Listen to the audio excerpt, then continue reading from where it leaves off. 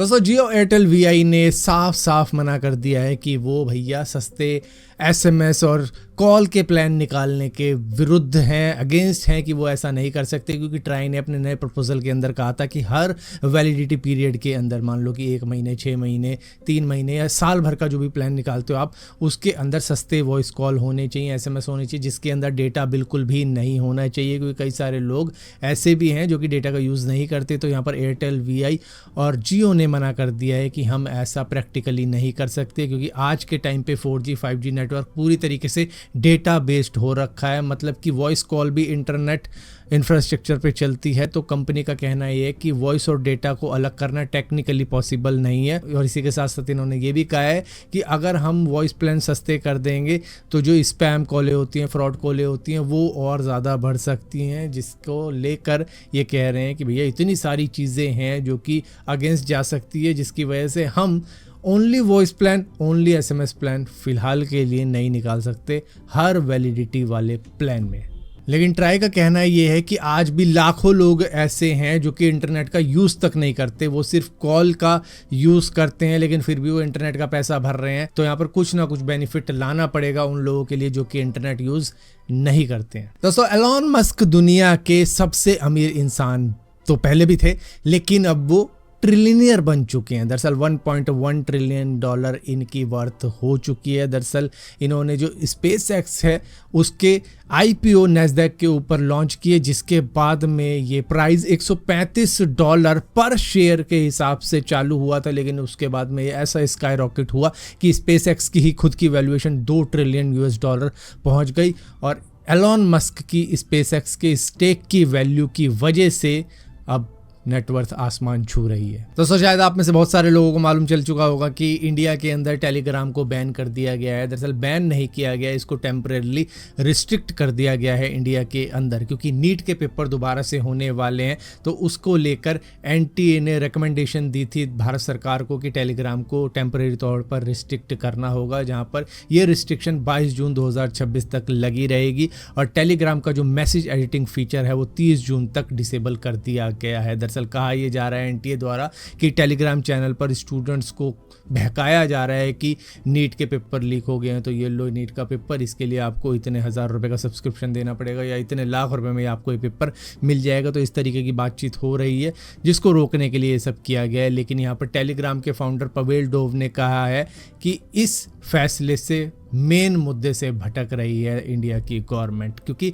Telegram को अगर आप ब्लॉक कर रहे हो या रिस्ट्रिक्ट कर रहे हो, उससे असली पेपर लीक करने वालों को नहीं पकड़ा जा सकता, लाखों नॉर्मल यूज़र को भी इससे दिक्कत हो रही है। तो यहाँ पर टेलीग्राम ने दिल्ली हाई कोर्ट में इस ऑर्डर को चैलेंज किया है कि आप सिर्फ नीट के पेपर को लेकर सारे ही जो नॉर्मल यूज़र है टेलीग्राम के, उनको दिक्कत नहीं पहुंचा सकते हो। और पवेल डोव की ये बात भी बिल्कुल सही है कि भाई तुमको उन लोगों को पकड़ना है जो पेपर लीक कर रहे हैं, ना कि सभी लोगों को कह दिया जाए कि नहीं भाई हम तुमको भी रिस्ट्रिक्ट कर रहे हैं, अब कोई टेलीग्राम यूज नहीं करेगा। दोस्तों जैसे कि आपको मालूम होगा कि खान सर के ऊपर 2 करोड़ रुपए का डेफेमेशन केस डाल रखा है अंजना ओम कश्यप ने, जिन्होंने एक एपिसोड चलाया था आज तक के ऊपर स्टार टीचर्स वाला, जिसके अंदर डिबेट हो रही थी। तो इन्होंने काफी कुछ कह दिया होगा स्टार टीचर्स को कि 2 कौड़ी का ये वो। ब्लैक बोर्ड लेकर कुछ एक्सप्लेनर बनाते हैं, खाली व्यूज बटोरते हैं, उटपटांग ग्रैब्स लिखते हैं और उसके बाद से अपने आप को इतना महारथी समझने लगते हैं कि कुछ लोग उनको फॉलो करने कुछ इस तरीके की बातें कही। जब उसके ऊपर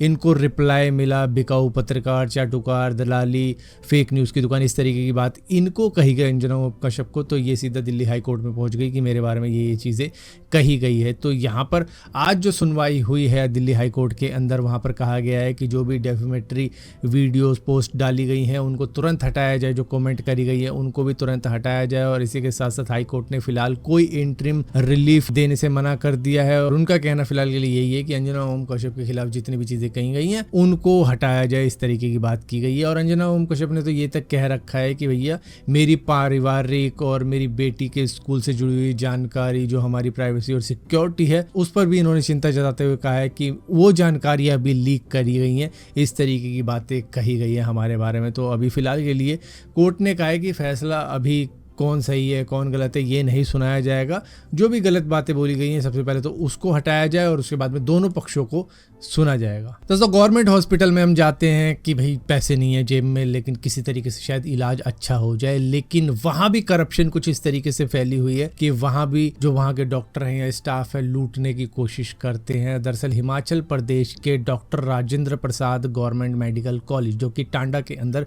मौजूद है, वहां पर 1 करोड़ का कार्डियक स्टेंट और बलून कैथेटर बरामद किया गया है, जो कि जहां होना चाहिए था वहाँ नहीं बल्कि कबर्ड के अंदर रखा हुआ था, शायद छुपा के रखा था या किस लिए रखा था। दरअसल ये एक मेडिकल डिवाइस है जो कि कार्डियोलॉजिस्ट डिपार्टमेंट के अंडर में आता है, लेकिन जिस ऑथराइज स्टोरेज एरिया के अंदर इसे होना चाहिए था ये वहाँ नहीं, कहीं और छुपा कर रखा गया था। जहाँ पर जब इंस्पेक्शन हुआ तब ये बरामद हुए कि 1 करोड़ की वर्थ के स्टंट जो कि एंजियोप्लास्टी के वक्त में जो कि लोग होते हैं, पेशेंट होते हैं जिनकी आर्टरी ब्लॉक होती है, उसको ओपन करने के लिए डाले जाते हैं, ये थे ही नहीं इनकी राइट प्लेस के ऊपर, ना इनका कोई प्रॉपर रिकॉर्ड मेंटेन कर रखा था कि कितने खरीदे गए, कितने पेशेंट को लगाए, स्टॉक में कितने हैं, क्या है, मतलब जो रूल्स एंड रेगुलेशन थे वो पूरी तरीके से फॉलो नहीं कर रखे थे। तो फिलहाल के लिए यहाँ पर इन्वेस्टिगेशन और इंक्वायरी अभी भी चल रही है, किसी को भी दोष नहीं दिया जा रहा है कि इसने स्कैम किया उसने स्कैम किया, क्योंकि अभी इन्वेस्टिगेशन कंप्लीट नहीं हुई है। और ये जो चीज़ें थी ठीक है ये ऑथराइज एरिया के अंदर नहीं मिली, लेकिन मिली गलत जगह पे है, जिसकी वजह से यहाँ पर अब इनकी इंक्वायरी बैठेगी और इन्वेस्टिगेशन होगी कि क्या ये आगे बेचने के लिए वहाँ पर रखी हुई थी किसी कबर्ड के अंदर या फिर क्या रीज़न था वहाँ पे रखने का। दोस्तों वैसे तो हर साल गर्मियों की छुट्टियों के अंदर हिल स्टेशन पे काफ़ी ज़्यादा क्राउड जाता है, क्योंकि 2 महीनों की छुट्टियाँ पड़ी होती हैं बच्चों की, जहाँ पर उनको घुमाने के लिए ले जाते हैं। यहाँ पर 45 दिन में शिमला के अंदर 15 लाख गाड़ियाँ जा चुकी हैं। दरअसल ये जो डेटा है ये 1 मई से 15 जून तक का है और अभी भी करीबन 13 दिन बचे हुए हैं बच्चों की गर्मियों की छुट्टियों के, तो और भी ज़्यादा भीड़ अभी जानी बाकी है। कई सारे लोग ये सोच रहे होंगे कि सीज़न के बिल्कुल एंड में जाएंगे ताकि भीड़ कम मिले, लेकिन भीड़ कहाँ कम होने वाली है। दरअसल यहाँ पर शिमला के साथ साथ मनाली, कुफरी और दूसरे हिल स्टेशन पे काफ़ी ज़्यादा क्राउड पहुँचा हुआ है और ये रिकॉर्ड लेवल पे पहुँचा हुआ है। दरअसल मनाली की ही बात की जाए तो हर दिन 3000 से ज़्यादा व्हीकल वहाँ पर एंटर हो रहे हैं, जिसकी वजह से ट्रैफिक जाम की परेशानी हो रही है। हैवी टूरिज्म की वजह से वहाँ पर काफ़ी ज़्यादा दिक्कत आ रही है। पुलिस ने भी, जो शिमला की पुलिस है, 5 पॉइंट ट्रैफिक मैनेजमेंट प्लान रखा हुआ है कि 210 एक्स्ट्रा पुलिस पर्सनल होमगार्ड तैनात किए जाए जगह जगह पर। बाइक पेट्रोलिंग और इंटरसेप्टर व्हीकल भी बढ़ाए जाने चाहिए। शिमला में 5 सेक्टर को डिवाइड किया गया है कि मतलब वहाँ को अलग अलग डिपार्टमेंट संभालेगा। यहाँ पर अल्टरनेटिव रूट भी बनाए जा रहे हैं और पब्लिक ट्रांसपोर्ट को प्रमोट किया जा रहा है कि किस तरीके से प्राइवेट व्हीकल कम आए और वहीं के जो पब्लिक ट्रांसपोर्ट है उनका लोग यूज़ करें ताकि भीड़ कम जमा हो पहाड़ी इलाकों पे।